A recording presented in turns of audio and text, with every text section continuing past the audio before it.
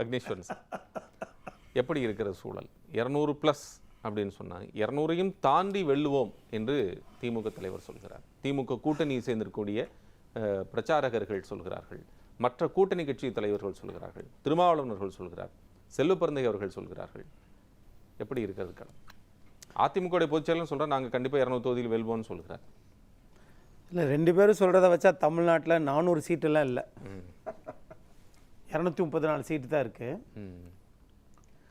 ஆனால் 234லும் வெல்வோம் அப்படின்னு கூட திமுக தலைவர் சொல்லலாம். இது சொல்லிட்டாரு, இப்போ சொல்லிட்டாரு. கோலப்பன் இல்லை கோலப்பன் சார் சொல்ல, முன்னாடி கோலப்பன் சொன்னதை தான் திமுக தலைவர் சொல்றாரு. திமுக தலைவர் முன்னாடி சொல்லிட்டார் 234 தொகுதியும். திரு உதயநிதி அவர்களும் அதை தான் சொல்றாரு. 234 தொகுதி நாங்கள் இந்த கான்ஃபிடென்ட்டாக நாங்கள் சொல்கிறோம் வெற்றி பெறுவோம்னு சொல்கிறோம். அப்போ தமிழ்நாட்டில் இருக்கக்கூடிய 60-70 கட்சியில் 69 கட்சியை வாபஸ் வாங்க சொல்லிடுவோமா? வாங்கிருங்க, சட்டம் சொன்னால் வாங்கிருங்க, முடிஞ்சு. நீங்கள் அண்ணன் ஸ்டாலின்னு பேசுறீங்க, அப்புறம் ஜெயலலிதாம்மான்றீங்க, கட்சி மாறிட்டீங்கல்ல, அப்புறம் ஜெயலலிதாம்மான்றீங்க. ஒரு வருஷம் இல்லை, தான் நிலைக்கிற நான் எந்த நிலைப்பாட்டுக்காக இருக்கிறோமோ அந்த நிலைப்பாட்டில் தெளிவாக இருங்கன்னு தான் சொல்கிறோம். அதனால் 2 பக்கமும் சொல்ல வேணாம், ஏதாவது ஒரு இதில் சொல்லுங்கள். நான் இப்போ கேட்பது, இதுக்கு முன்னாடி நீங்கள் சொன்னதெல்லாம் எதிர்பார்த்தது உண்மைதான்.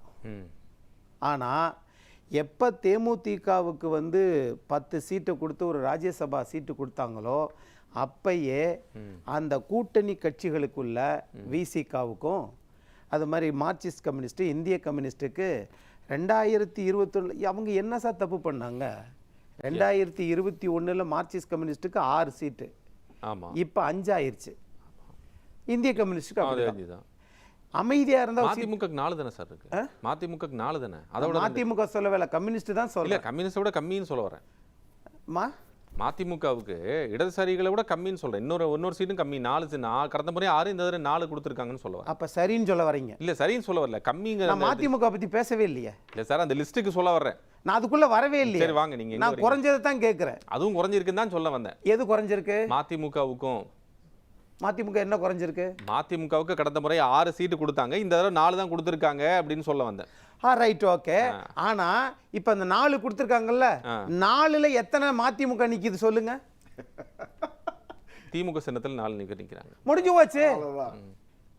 6 4 4ஐயும் அந்த மாவை நீக்கிட்டா வந்துடும் போது முடிஞ்சு போச்சு. தமாக பாஜக தாமரை சின்னத்தில் நிக்கிற மாதிரி 5 சீட். நான் அதுக்கு அடுத்து வரேன். நீங்க சொல்றது எல்லாமே கரெக்ட். ஏன்னா எங்களை விருந்தினர்னு கூப்பிடுறீங்க, ஆனா நெறியாளர் தான் நிறைய பேசி போறீங்க எங்களுக்கு. அதான் அப்ப நாங்க அமைதியா இருந்துட்டு போறதா நல்லதா? பேசி பதிலுக்கு பதில் கொடுத்தா நீங்களும் நெறியாளரா இல்ல? அவருக்கு சப்போர்ட்டுக்கு வர்றீங்க. அவரு உண்மையை சொல்றாரு. நாட்டுல எல்லாரும் உண்மையை தான் பேசுறீங்க. நாட்டுல எல்லாரும் உண்மையை தான் பேசுறீங்க. நாங்க இல்லன்னு சொல்லல. அப்ப நாங்கெல்லாம் பொய் சொல்ல வந்திருக்கோமா? கூட்டணி சொல்லி அதிமுக கூட்டணி சொல்லி ரெட்டலை சின்னத்துல நாங்கெல்லாம் அப்புறம் பொய் சொல்ல வந்திருக்கோமா? சின்னத்துல நின்னாங்கல்ல, அது சொன்னாரு. நாங்கெல்லாம் பொய் சொல்ல வந்திருக்கோமா? ஏங்க தாமரை சின்னத்துல எங்களுக்கு பதிலடி கொடுக்கறதாங்க உங்க வேலை. அது அவர்கிட்ட சொல்றது தலைவா. அவருக்கு தான் சொல்றேன். உங்களுக்கு என்ன வேலைன்னு கேக்குறேன். அது எங்களுக்கு நீங்க நெறியாளர் 2 பேசுறது எங்களை பத்தி பேசுறீங்க. சரிங்க, எங்க கூட்டணியை பத்தில பேசுறீங்க. பேசும்போது ஃபுல்லா குறுக்கிட்டீங்க. நான் பேசும்போது குறுக்கிறீங்க. ஆனா நீங்க பேசுறத நாங்க அப்படியே புத்தன் மாதிரி உட்கார்ந்து பார்த்தோம். இதுதான் அரசியல்ல கத்துக்கிற வேண்டிய விஷயம். உண்மை இருக்கிற இடத்துல அப்படிதாங்க கேட்க முடியும். சரி, என் நேரத்தை கொடுங்க, அவருக்கே கொடுங்க. சரி, ரைட், பேசுங்க. இப்ப இப்படி எல்லாம் பேசுறதுனால என்ன ஆச்சு? ஒண்ணும் ஆவல. இப்ப நான் என்ன செய்திக்கு வரேன்னா, இப்ப தேமுதிகவுக்கு இப்படி கொடுத்ததுனால நீங்க அந்த கட்சிக்குள்ளேயே இந்த நிலைப்பாடு இருக்கா இல்லையா?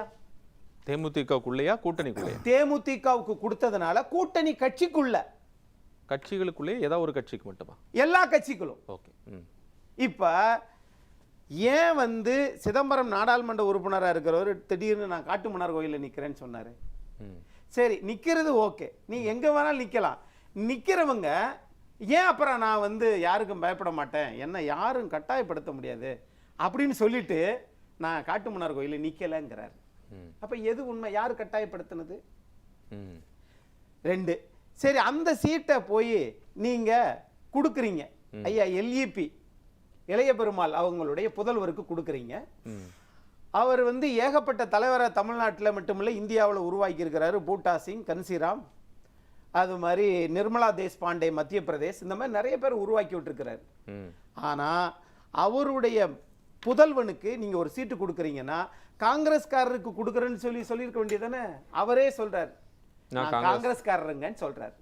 அப்போ நானே நிக்கிறேங்கிறாங்க, அப்புறம் வேண்டாங்கிறாங்க, திரும்ப வாபஸ் வாங்குறாங்க, திரும்ப இன்னொருத்தருக்கு கொடுக்குறாங்க. சரி ரைட்டு. இப்போ இது வரைக்கும் திரு ராகுல் அடுத்த வாரம் இந்நேரம் கிட்டத்தட்ட முடிஞ்சு போயிருக்கும். இப்போ அதுக்குள்ளேயாவது திரு ராகுல் காந்தி அவர்கள் வருவாங்களா? தெரியல.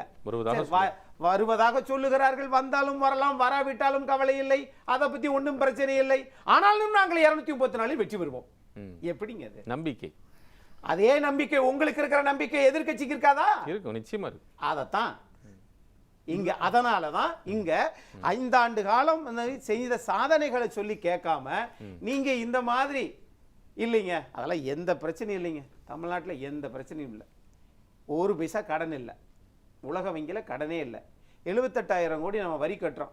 வட்டியெல்லாம் கட்டவே இல்லை. வட்டியெல்லாம் சுத்தமாக நாங்கள் அடைச்சிட்டோம். யாரும் கட்ட தேவையில்லை. கடன் வாங்காத அரசாங்கம் ஏதாவது ஒன்று சொல்லுங்களேன்.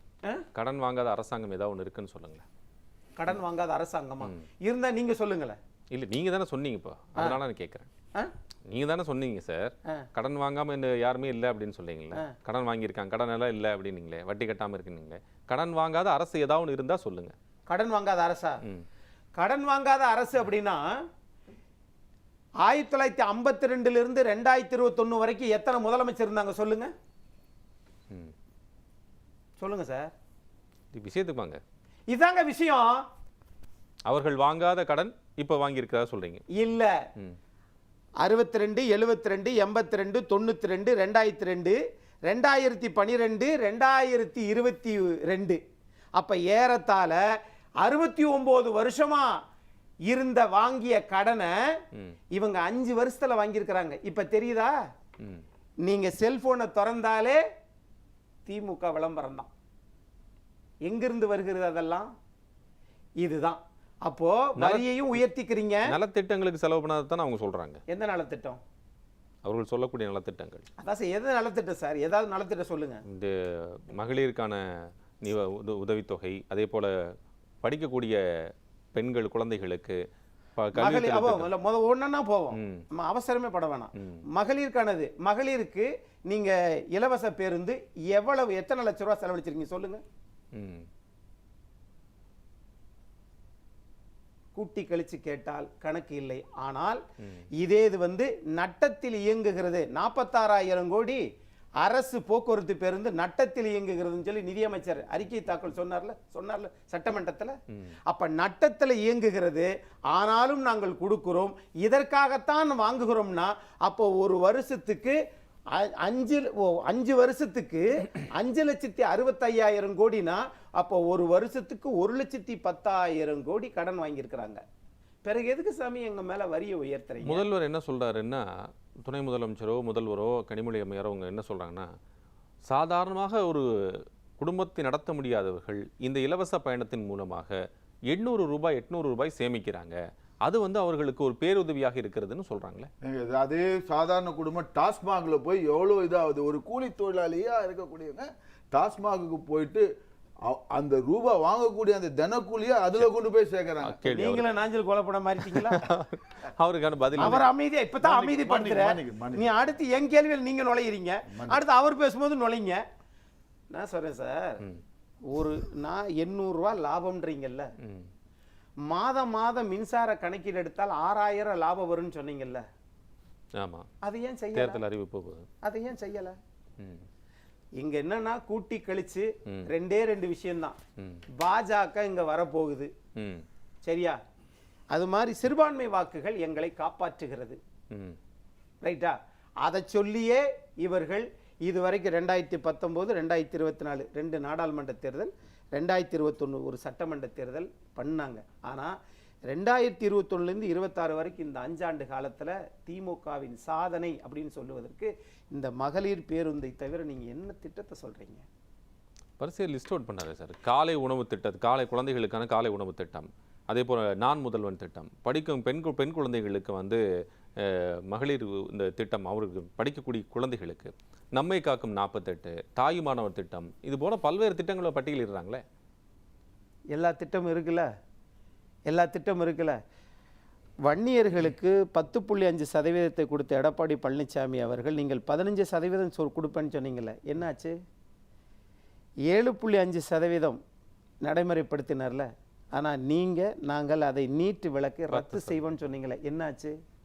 அப்போ எது தேவையோ, எது நிரந்தர தேவையோ அதையெல்லாம் செய்யாமல் இன்னைக்கு வரி உயர்வு, கடன் வாங்குறது அதிகம்.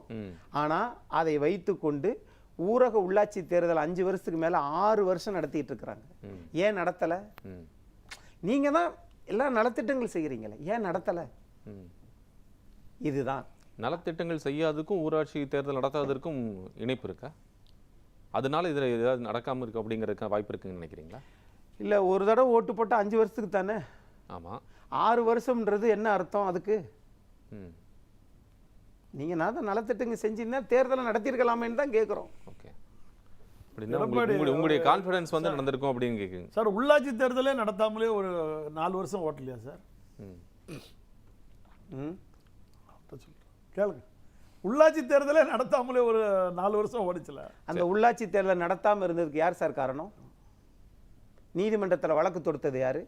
கிருபாகரன் நீதியரசர் ஏன் வந்து தடையாணை கொடுத்தார்? அப்போ அந்த தடையாணையை வச்சு உள்ளாட்சி தேர்தல் நடத்தலை. ஆனால் இப்போ ஏன் தடையாணை ஆட்சி மாறியதுக்கு பிறகு திமுக ஏன் நடத்தலைன்னா பதில் இருக்கா? இதுதான் திமுக நடத்தல. சரி, ரைட், பேசு. திமுக வந்து நடத்ததான் வச்சது, திமுக வந்து எங்க நடத்தல. நான் 5 வருஷத்துக்கு மேல சொல்றேன். மக்களுக்கு நேரடியா சென்று சேர்ந்திருக்குன்னா, என் வீட்டுக்கு நல்ல தண்ணியே வரல, ஆனா நல்ல தண்ணி வரி கட்டுறேன், எனக்கு நேரடியா தண்ணி வரலைங்க. சரிங்களா? ரைட்டு. 150% சொத்து வரியை உயர்த்திருக்கீங்க. என் வீட்டுக்கு என்ன செஞ்சீங்க? எதுவுமே செய்யல, நானா வரி கட்டுறேன். இது மாதிரி தான் எல்லா விஷயங்களுமே நாங்கள் அதை செய்தோம் இதை செய்தோம் அப்படிங்கிறாங்க. இப்போ பாருங்களேன், முந்தைய சுற்றுல பேச விடாம தடுத்த நம்மளுடைய நாஞ்சில் கோலப்பன் பேசும்போது சொன்னாரு, கல்விக்காக இப்ப வருமான வரி குறிக்கிடவே இல்லையா? நான் குறிக்கிட்டுக்கிறேன்றான். வருமான வரி கட்டுறவங்களுக்கு வந்து நான் அந்த மகளிர் திட்டத்துல பயனாளிகள் கொடுக்கப்படலை அப்படின்னு சொல்றான். அதுல நான் வாங்கல, இவர் வாங்கல அப்படிங்கிறதுக்காக ஒரு அரசாங்கத்தினுடைய மொத்த திட்டத்தையும் நம்ம வந்து புறக்கணிச்சுட்டு போக முடியாது அப்படிங்கிறது தான். ஒரு அரசு மக்களுக்கு எவ்வளவு பயனாளிகள் போய் சேர்ந்துருக்குங்கிற இடத்துல இருந்தால் பார்க்கணுமே தவிர இண்டிவிஜுவலாக எனக்கு வரல அதனால நான் அந்த அரசாங்கத்தை எதிர்க்கிறேங்கிறதெல்லாம் பொதுவான கருத்தாக இருக்க முடியாது. சரி, நல்ல கேள்வி. அனைத்து பெண்களுக்கும் நாங்கள் வந்து மகளிர் உரிமை தொகை கொடுப்போம் சொன்னீங்கல்ல, சொன்னது யாரு? திமுகவினுடைய எதிர்க்கட்சி தலைவராக இருந்த திரு மு.க. ஸ்டாலின். ஆட்சிக்கு வந்ததற்கு பிறகு நிபந்தனைகள் போட்டீங்களே, 50 லட்சம் கனரக வாகனங்கள் வைத்திருந்தால் இல்லை, வருமான வரி கட்டினா இல்லை, அரசு ஊழியராக இருந்தால் இல்லை, இதெல்லாம் சொல்லியிருந்தீங்கன்னா நீங்கள் ஆட்சியிலேயே இல்லை வந்திருக்க முடியாது. ஆகையினால இவர்களை பொறுத்தளவில் நான் சொல்லும்போது சொல்றாரு, 219 அரசு பள்ளிக்கூடத்தை மூடி இருக்கிறீங்க. நான் முதல்வனில் எத்தனை சதவீதம்னு கேட்டால் சதவீதம் தெரியலைங்க. ஆனால் 219 பள்ளிக்கூடத்தை மூடி இருக்கிறாங்க. சென்னையில் 19 பள்ளிக்கூடம். அப்போ நான் இப்ப கேட்பது ஒரு எளிமையான கேள்விதான். நீங்க தாம்பரம் நகராட்சி, ஆவடி நகராட்சி, நகராட்சியை ரெண்டையும் மாநகராட்சியை மாத்தினீங்கல்ல, எதுக்கு? வரியை உயர்த்த. நகராட்சியை மாத்தினாலே லேண்ட் வேல்யூ கூடும், வரி உயர்த்துவாங்க. அதுதானே இயற்கை, எந்த ஆட்சி வந்தாலும். இப்ப அப்படி உயர்த்தும் போது அதற்குண்டான வசதியை செஞ்சீங்களான்னு தான் கேட்கிறோம். செய்யலையே. வசதியே செய்யாத போது 150 வார்டா இருந்த போது என்ன வசதி இருந்ததோ அதுதான் இன்னைக்கு 200 வார்டுலையும் இருக்குதுன்னா அதுதான் இங்க கேள்வியே. ஆகையினால சுத்தி வளைச்சு பார்க்கிற போது 1 கிலோ பருப்பு 2021 எவ்வளவு, இன்னைக்கு எவ்வளவுன்னு பார்த்தா தெரியும். அவர் சொல்றது இன்னொரு பாயிண்ட் கவனிக்கத்தக்கது இல்லையா சார்? அதுல வந்து என்னன்னா, எளிமையான மக்களுக்கு இந்த திட்டங்கள் அதிகமாக போய் சென்று சேர்ந்திருக்கிறது. அதன் மூலியமாக அதனுடைய ஃபீட்பேக் தான் முதலமைச்சர் சொல்வதற்கான ஒரு வாய்ப்பு உருவாக்கி கொடுத்திருக்குன்னு சொல்றாரு. எதன் அடிப்படையில் அந்த ஃபீட்பேக் வருதுங்கறீங்கல்ல சார்? நீங்க 2021க்கு முன்னாடி பஸ்லயே என்னால் செல்வதற்கு என்னால் நிதி ஒதுக்க முடியாது சார். நான் அதை குறைச்சு மதிப்பிடல. இல்ல, குறைச்சு மதிப்பிடல. நான் பஸ்ல போறேன், எனக்கு 80 ஆண்டுகளுக்கு பிறகு பஸ்ல ஃப்ரீயா கொடுத்திருக்காங்கன்னு சொன்னா இது என்ன சார் ஒரு பெருமை? மார்தட்டி கூட மார்தட்டி கொள்வதற்காக இல்ல, அதுல இருந்து வரக்கூடியதன் மூலமாக அந்த நிதியை வேற ஏதாவது செலவு செய்ய முடியறதா இருக்காங்க. 8000 ரூபாய் மாத்தி இருக்கீங்க. 2000 ரூபாய் 3000 ரூபாய் சொத்து வரிய 8000 ரூபாய் கட்டுறாங்களே, அதுக்கு யார் சார் பொறுப்பு? ஒரு மாசத்துக்கு 6000 ரூபாய் லாபம் வரும்னா அப்ப 12 மாசத்துக்கு எவ்வளவு சார்? 72,000 ரூபாய். 5 வருஷத்துக்கு எவ்வளவு வந்திருக்கணும்? கிட்டத்தட்ட 3 லட்சம் ரூபாய்க்கு இல்ல லாபம் வந்திருக்கணும். எதுல? கரண்ட் பில்ல மாசம் மாசம் எடுத்திருந்தால். எடுக்கலையே. இப்படி எல்லாத்தையும் பார்த்தா எதையுமே செய்யல. ஆனா பழைய ஓய்வு திட்டம் நடைமுறைப்படுத்திட்டீங்களா? இல்லீங்க. நீட்டு விலக்கு கொண்டு வந்துட்டீங்களா? இல்லீங்க. அப்புறம் மாசம் மாசம் சிலிண்டருக்கு 1000 ரூபாய் கொடுத்துட்டீங்களா? இல்லீங்க. 100 ரூபாய். அதான் 100 ரூபாய். ஆனா இப்ப நான் என்ன சொல்றோம்? நாங்க அடுத்து வந்தா செய்வோம். இப்படியே வந்துகிட்டே இருக்க வேண்டியதுதான். மக்கள் அனுபவிச்சுக்கிட்டே இருக்க வேண்டியதானா? ஆகையினால கூட்டி கழிச்சு பார்த்தால் மேல் மட்டத்திலிருந்து கீழே அடிநிலை வரைக்கும் எல்லா தரப்பும் அதிருப்தியில் இருக்கிறார்கள். ஆட்சியில் இருந்தவர்கள் அல்லது அந்த ஆட்சியிலுடைய உறவுகள், அந்த கட்சிக்காரங்க எல்லாம் நன்மை மாமா அமைச்ச இவர்கள் தான் வசதியாக வாழ்கிறார்களே ஒழிய பொதுவான திட்டம் அப்படிங்கிற போது எங்க கலைஞர் கருணாநிதி இறந்துட்டார். இறந்ததற்கு பிறகு உச்ச நீதிமன்றம் 3% அருந்ததியர் உள் இடஒதுக்கீடு செல்லுங்குது. 7.5% இடஒதுக்கீடு உள் இடஒதுக்கீடு எடப்பாடி பழனிசாமி கொண்டு வந்தார், செல்லுங்குது. 69% இடஒதுக்கீடு இந்தியாவிலே தமிழ்நாட்டினருக்கு செல்லுங்குது. அப்படி ஏதாவது நீங்கள் நிரந்தர தீர்வாக ஒரு திட்டத்தை, மாநில அரசு மாநில சுயாட்சி சொல்றீங்களா, ஒரு திட்டத்தை நாங்கள் மத்திய அரசிலிருந்து கொண்டு வந்தோம் அப்படின்னு ஒரு திட்டத்தை சொல்லுங்க. ஆனால் முந்தைய 10 ஆண்டு கால ஆட்சியில 76 அரசு கலைக்கல்லூரியை கொண்டு வந்தாங்க. 10 ஆண்டு கால ஆட்சியில 7 அரசு சட்ட கல்லூரிகள், 17 மருத்துவ கல்லூரிகள், 5 கால்நடை கல்லூரிகள், 5 விவசாய கல்லூரிகள், பாலிடெக்னிக், கண்டிகை நீர்த்தேக்கம், 75 ஆண்டுகளுக்கு பிறகு கண்டிகை நீர்த்தேக்கம். அப்ப இவ்வளவு திட்டத்தையும் செயல்படக்கூடிய ஒரு கட்சி அதிமுக இல்லைங்க. பாஜக உள்ள வந்துருங்க. அதனால நாங்களே தொடர்ந்து இருந்துக்கிறோங்க. ஏற்பாங்களா? அதுக்குத்தான் விளம்பரம், எல்லா இடத்துலயும் விளம்பரம். செல்போன் எடுத்து பாருங்க, 10 செகண்ட் இல்ல 25 செகண்ட். நல்லாட்சி தொடரட்டும், நல்லாட்சி தொடரட்டும், மக்கள் இதை சொல்லணுங்க. என்ன ரொம்ப சுருக்கமா? தொகுதி மறுவரையறை அப்படி பாஜக இந்த நேரத்தில் கொண்டு வருவதனுடைய நோக்கம் எனக்கு புரியல.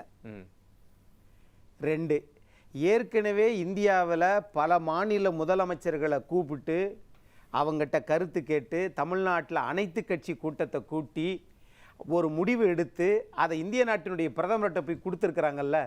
அதற்கு முதலமைச்சர் என்ன நடவடிக்கை எடுத்தார்? இதுவரைக்கும் நாங்க 40 நாடாளுமன்ற உறுப்பினர் வச்சிருக்கிறோம் சொல்லி மாறுதட்டி கொள்ளக்கூடிய திமுகவும் இதில் நாடகம் ஆடுகிறது. பாஜகவும் மறைமுகமாக திமுகவை சீண்டி விட்டு என்ன வேலை செய்கிறது மட்டுமே தெரியும். 3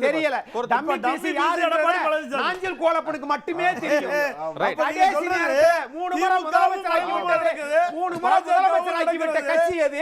இன்னைக்கு டம்மி பீஸ் யாரு போய் சேர்ந்திருக்கா அப்படின்ற மக்களுக்கு தெரியும். நன்றி.